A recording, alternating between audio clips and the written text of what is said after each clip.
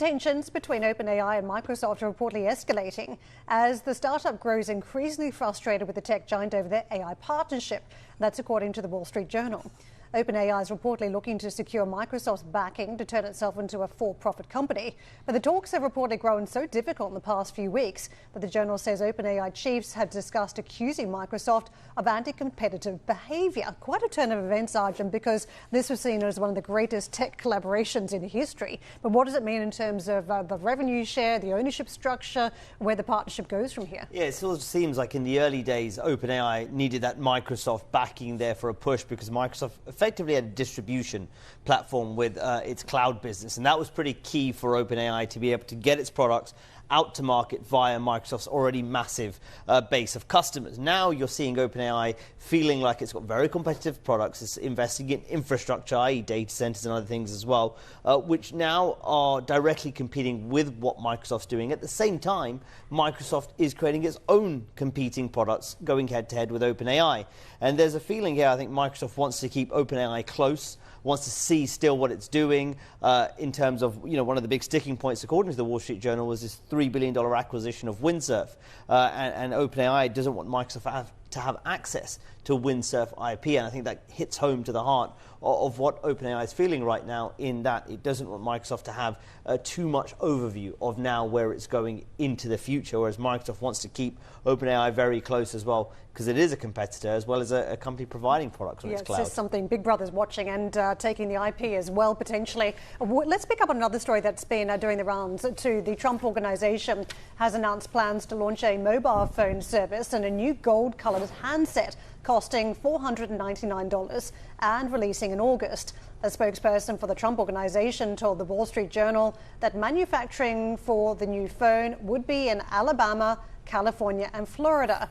But supply experts told the media outlet it would be impossible to manufacture the screen, camera and battery in the US, and that it would take at least 5 years to establish the infrastructure required for made-in-USA smartphones. Well, Arj, we know that there's been pushback from Trump himself against Apple and where it's manufactured. Is this designed to show Americans that a smartphone can be made in the USA? I'm not sure how it can for $499. This is equivalent of a price of a low to mid-range Android phone. It is an Android phone, and even the Chinese players out there, struggle to ship these phones out at a high margin as well. I think manufacturing is going to be incredibly difficult to impossible. And just looking at what we know of the specs so far, if I just kind of take down the components at this part and think about the supply chain. Strip down. Yeah, pretty much. AMOLED display, right? If we think about AMOLED display, who are the leaders in this? Samsung, pretty much out of South Korea. LG.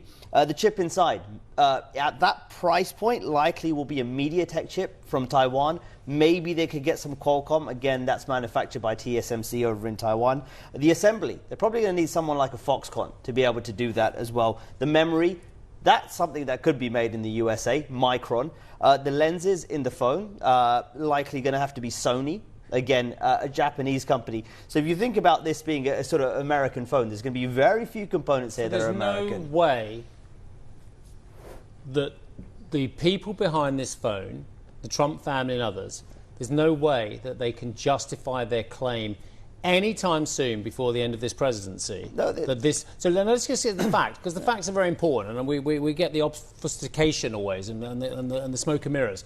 This is a phone that they have said for $499 will be made in America.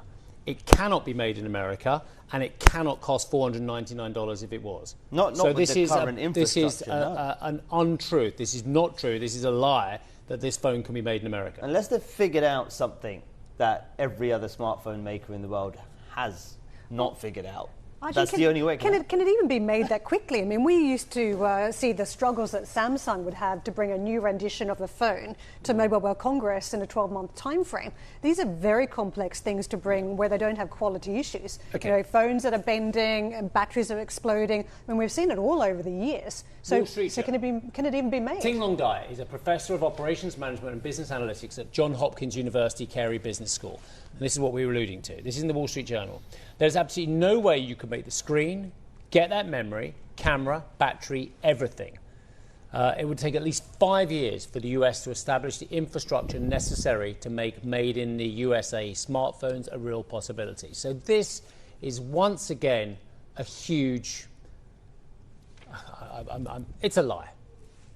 Yeah, pretty much. Can we just looking at the facts, looking at the supply chain, just think like I said, I don't know the exact components, but if I think about what goes into a smartphone and my knowledge of the supply chain, I've just laid out where those suppliers are from, where they're coming from.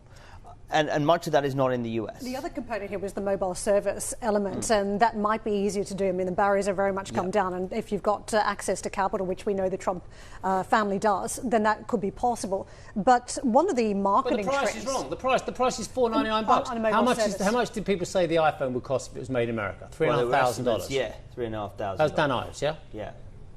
but on the connectivity element, if you can provide a mobile service contract in the wireless market. Comparative to some of the other the sort of mobile contract offerings in the US, so it's still very expensive in comparison. I was to say, from a marketing perspective, you can see how it could work there. I mean, back in the day, BlackBerry, it was a real status symbol to have a BlackBerry. Some of the MAGA crowd may want the gold phone to prove they're attached to the Trump legacy or the Trump You're not even style buying an of American operating. company, potentially, of all the bits he said. At least if Exactly. you buy Apple, you're buying an ostensibly American company. Anyway, we'll leave it at that. Nice. Thank you very much, Neil.